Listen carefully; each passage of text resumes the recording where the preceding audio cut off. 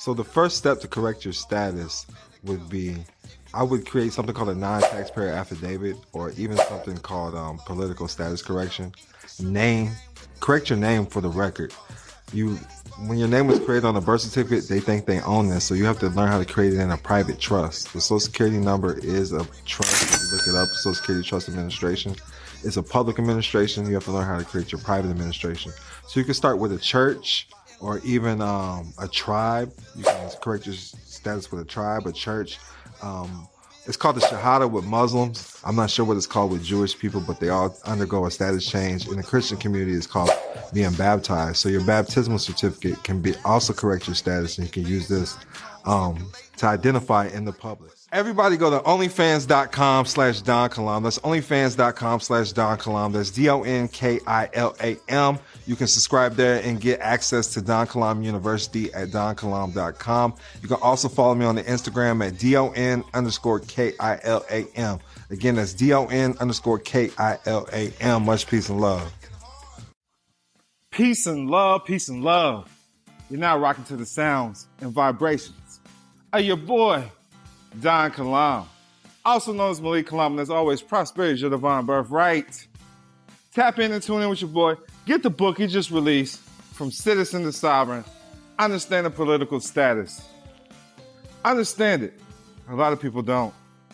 I'm not a licensed attorney or tax expert. I do this for educational and informational purposes only. And sometimes it can be quite entertaining. Let me know where you tapped in and tuned in from, though. Let me know where you tapped in and tuned in from. I got y'all. I can see y'all, man. I can see y'all. But right now, what we're gonna go over is the private life, baby. I'm trying to teach y'all true trusteeship. True trusteeship. A lot of people don't understand it. A lot of people is just out here lost in the sauce, following whatever guru or information sounds good. You know, you keep investing in information. You keep investing in information. What is the rate of return? If you don't have a return of, let's Google something, man. Let's Google something, shall we? All right, Google's not a great source for information, but it's a great start, okay? Let's see what ROI is. ROI, return on investment. All right, return on investment. What is the ROI in anything that you invest in, okay? When it comes to the poor, there's something that poor people do that wealthy people don't, okay? There's a difference between wealthy people and poor people. It's the habits, all right? And this has everything to do with the private life. You got to be on that Warren Buffett shit. I'm trying to tell you. Be on that Warren Buffett shit, man. So if there's no return on your investment, you shouldn't keep investing in it. If it's not making you better, if it's not making your life better, if you choose prosperity, it chooses you. You know, a bank would be out of business if it gave loans to everybody that didn't pay it back. You know, that's the businesses having something, a service or a product for $1 and being able to sell it for $2. At least seeing a return on your investment, the ROI. This is a trustee word, because you have to understand, everybody keeps talking about this trust law, right? Well, when it comes to a trust, it's about generational wealth, growing the trust. It's about long-term investments tomorrow. You know, DON stands for DON. Dreams obey narrators, or decide on now, because now creates tomorrow. So I'm going to tell you, how do you hand down wealth? It's not through individuals. It's through your last name, all right? It's through the family. Private family. Your private family, keeping the family together. United we stand, divided we fall. Families are split. It's all about unity. So private family business trust, that's what we're going to talk about today. Family law is private law. Who could get you out of jail before you was 18? They had to call your mom or your dad. They can come get you out of jail. The police couldn't interfere with your law. You could go get your child out of school, whatever it may be, because family law is private law. Okay? The whole reason why trusts were created is to protect the family legacy. The family legacy. Let me know if this makes sense, everybody. Let me know that this is making sense. Let me know where you tapped in and tuned in from, everybody that's out there on the live. And make sure you go to onlyfans.com/DonKalam. That's where you'll get this live video. onlyfans.com/DonKalam, DonKilam. You can follow me on the Instagram at DON_KILAM. Become a private subscriber or a private member of the OnlyFans today, Don Kilam University. We're rolling out our animated courses. We have started. We launched our animated courses, and it's a game changer for everybody. Everybody's liking it. I'm talking about from beginners and experts alike. From Citizen to Sovereign by Don Kilam University. Go look it up now. So trusts were created to protect the family. Family is business, and business is your family. So family is a business, and business is a family. It takes money to run a household. Everybody should be using a family business trust for the family. I hear a lot of different trusts. There's so many different trusts out there, and the IRS recognizes over 80. But you have to understand, these are public trusts. These are not private trusts. These are public trusts, and these are codified trusts, all right? There's a difference between private sector and the public sector, the public market and the private market. So the public is the part of the economy that the government controls. And the private sector is part of the economy that the government does not control. And you have to understand, in the private, there is no money. It's just full faith and credit. In the public, there's debt. There's no debt in the private. You have to understand this. It's quid pro quo. Because you can't get nothing for something. Quid pro quo. Fair exchange isn't robbery. Everything is balanced, okay? So everyone should be using the family business trust for the family. And trusteeship is learning how to make the family trust do what you used to do.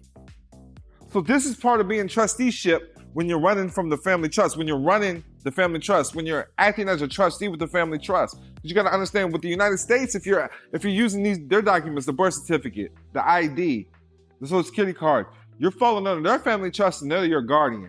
United States means federal corporation. A person is a corporation. Per son, one son, you're going to be saved through the father. And that's the route they take. You only be saved through them. So you have to understand. So trusteeship is learning how to make the family trust do what you used to do. So that means paying family expenses, your child's education, family vehicles, family housing. The trust is paying for this. And because you have to understand, a trust is a distinct entity separate from a person. A trust is distinct, separate entity from a person. It can do everything a person can do except vote. It can do everything a person can do except vote. And I'm hoping this is making sense for everybody. So now that you have the trust established, the family trust, if they ask you, who created the trust? The family. It's the family trust that work for the family. And you should be putting your suit and tie on every day for your family. And you shouldn't be wearing a suit and tie for no one else. Your family. You should be getting up working for your family. You shouldn't be making no one else rich except your family. And this is why they thrive and they're wealthy and you're not. Because you're not getting up. You're working for somebody else. You're not adding and growing your family. The family trust. You giving up your heirship. And now you're under the Social Security Administration. Social Security trust. This is a real trust. You're under bankruptcy. That's the real law. This is why you never see remedy.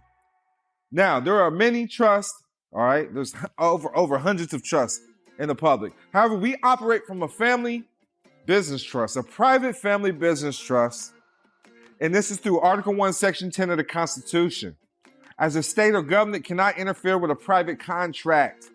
Families created the Bill of Rights. Families created the Constitution. So you have to understand, family law is private law. I'm going to say it again. Family law is private law. Say it with me one time. Family law is private law. And that's what it is. Private law has been codified and turned into a legislative act. However, your right to contract privately has never been taken away. Never. And that's what you have to understand, free will. Understand that everything is voluntary. No state can impair the obligations of a contract. No state can impair the obligations of a contract. So a state, a government, they cannot interfere with the private contract. So if the family contract, the private family contract is to pay for your meals, the government can't tax that. It can't interfere. If the family is to pay for your housing, your clothing, your vehicles, education, it can't interfere with these things. You have to understand that. Family is business and business is family. I said that earlier. The trust, when you establish the family trust, the trust is to take care of the family and hand down the legacy. So you have to understand this, and it's private, so it does not have to be incorporated. It does not have to be registered with any state. You have to understand this. You have to learn how to maneuver correctly. The trust is to take care of the family. The wealth gets passed on to a family charity, a foundation, by contract instead of the offspring, because the offspring are trustees and they work for the family foundation, the family trust, whatever it may be. You don't need to register with the state because the state can't impair with your private obligations. And there's case law. In the private, we go by case law. I'm gonna teach y'all some game right now. So we got Gregory versus Helvering. And this is a landmark decision by the United States Supreme Court concerned with U.S. income tax law. Look it up. This is what the wealth do when it comes to tax avoidance over tax evasion. You have to understand, and you can give it up to the family. That's all church is. You're taking part of a family, a part of a lineage.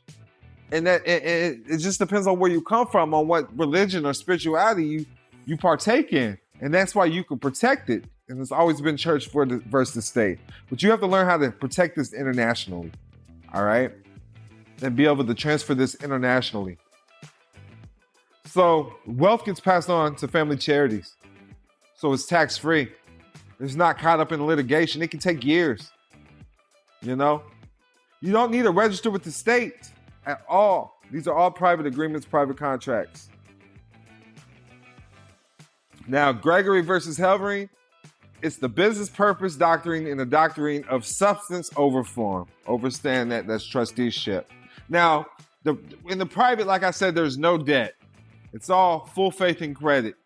The public is about debt, and anytime you put something in the public, it's not a protected position because the creditors can come in and seize the assets.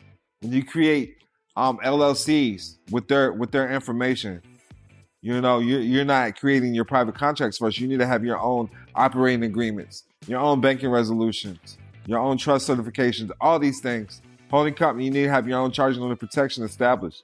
The public is about debt. It's not a protected position because the creditors can come in and seize your assets. Wealth is always private, all right? When you set these private contracts correctly, you can set these up with your assets are non-confiscatable. So they can't be confiscated, you know, with a correct private family trust.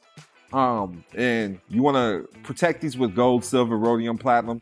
But you got to understand, if you don't do it correctly, they can come seize your assets. So you have to learn how to do this correctly, all right? Like the Rockefellers, we still talk about them to this day because their wealth is protected. And we talk about the last names. We don't know anything about individuals. We talk about the Rockefellers. We talk about the Kennedys. You hear about the Trumps.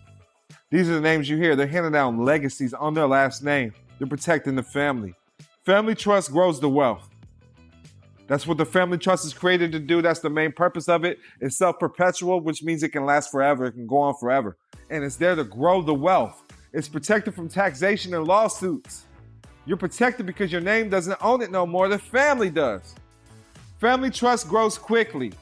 And it gets business offers and loans when you're growing these assets correctly. If you do grow them in the public and have public things attached to them. But you have to make sure it's charging on the protection states, unincorporated association, 508c1as. These are the things that it contracts with. But you do this at an arm's length dealing. It means you control and you don't own at an arm's length. Tax avoidance versus tax evasion. Tax evasion is illegal. It's tax avoidance because we give up all our personal assets to the family trust. And with a family trust, that's your job now. You have a fiduciary duty. That's your main job, is to grow the trust. The family trust pays for your education. That's what the Rockefellers do. They hand down wealth through endowments. They publicly educate you to keep growing their trust. And the private is different because those are different private endowments. You know, the Jewish have their own community through their private funding and it's through families. It's through families, and a lot of people don't understand this. And when you do start to understand this, there's something called education tax credits. You know, even with Kilam University. So the trust, if it were to ever file taxes, it would, you know, because a trust can be sued.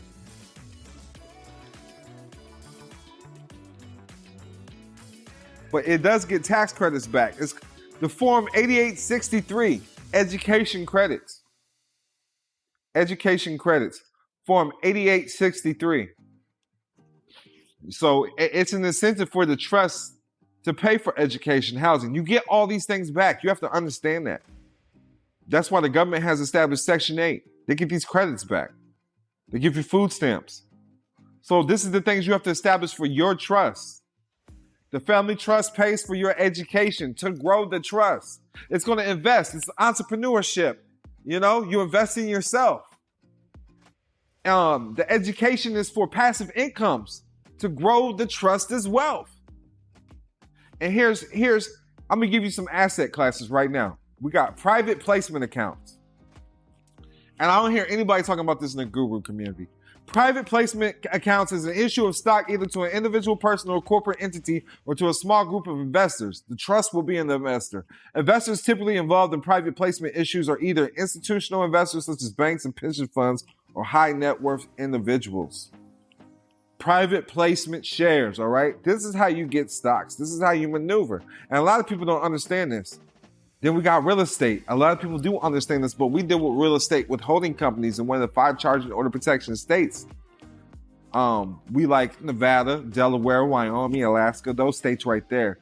I like Nevada the best. The government uses Delaware, so do what they do. A lot of people also don't understand that a private contract are insurance policies. Insurance policies are private contracts, you know? And you want the trust to insure you because you are an asset. If you're growing the trust, you're an asset to the trust.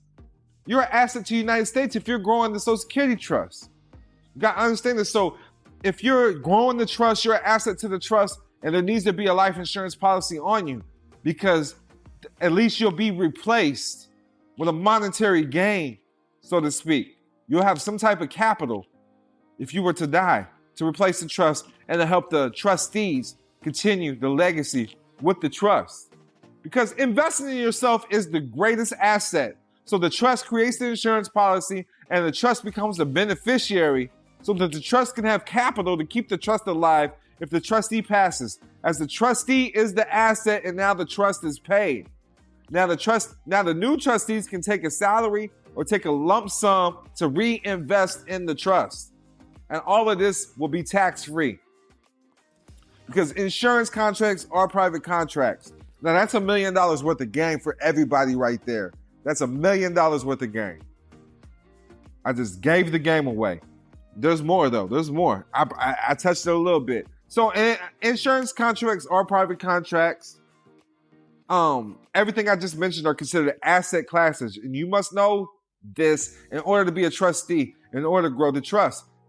So private placement accounts, real estate, holding companies, insurance policies, these are asset classes. These are forms of asset classes. And so are endowments. These are a form of asset classes. This is what keeps the trust alive. You're publicly educating people to grow your trust. Or you're teaching the family private knowledge to grow the trust. So they even got endowment insurance. But when it comes to endowments, an endowment is given property or assets to create something for like a college or a university or a hospital. These are considered endowments. You want to build a new wing at a hospital or a school, these are considered endowments. When you're on the hospital donor list, this is considered an endowment. You're part of the founding fathers that keep this. Hospitals are charities. People think your taxes are paying for schools, but they're not. These schools are created and handed down by families. This knowledge is handed down by families. Families run the world. And a lot of people have to understand this and understand this. I don't care what you think is going on in the public. There's always going to be charity. There's always going to be investments. So these things are always going to be around. There's 500 to 1,000 families that run the world right now, and you have to understand this is how they're maneuvering. I just gave the game away, $1 million worth of game. Make sure y'all tap in and tune in with your boy Don Kilam. Get the book now, From Citizen to Sovereign, Understanding Political Status Correction. We got animated courses if you sign up on the onlyfans.com/Don Kilam. That's onlyfans.com/Don Kilam. We not shaking booty. We not shaking breasts, nothing like that. We're giving real game, real knowledge. Sign up and get access to donkilam.com and donkilamuniversity.com and get access to our animated courses now and get access to the Don Kilam courses at donkilam.com. $1 million worth of game. But right now, go to Amazon, get the book From Citizen to Sovereign by Don Kilam University. You want to get that. It's interactive. You can scan. We got videos. You scan the QR code. If you get the Kindle book, you can just click the QR code and it's going to give you the interactive videos. And it's going to bring you from zero to hero in no time so you can become a power piece in commerce with your boy, Don Kilam. With that, I'm out. Much peace and love. And remember, prosperity is your divine birthright. Peace. Are you ready to unlock the secrets of commerce and build an empire that lasts for generations? Look no further. Introducing $1 million worth of game by Don Kilam, your official guide to the private and public side of commerce. In this groundbreaking book, Don Kilam reveals the strategies and insider knowledge you need to create and protect your wealth. Learn how to navigate the intricate world of commerce, master the art of building an empire, and secure a lasting legacy for your family. Get your hands on $1 million worth of game today and embark on a transformative journey toward financial abundance. Don't miss out on the opportunity to build your empire and secure a prosperous future for generations to come. Get ready to conquer the world of commerce. $1 million worth of game by Don Kilam, your ultimate guide to building an empire and leaving a legacy. $1 million worth of game by Don Kilam. Available now. Get your copy and start your journey to generational wealth.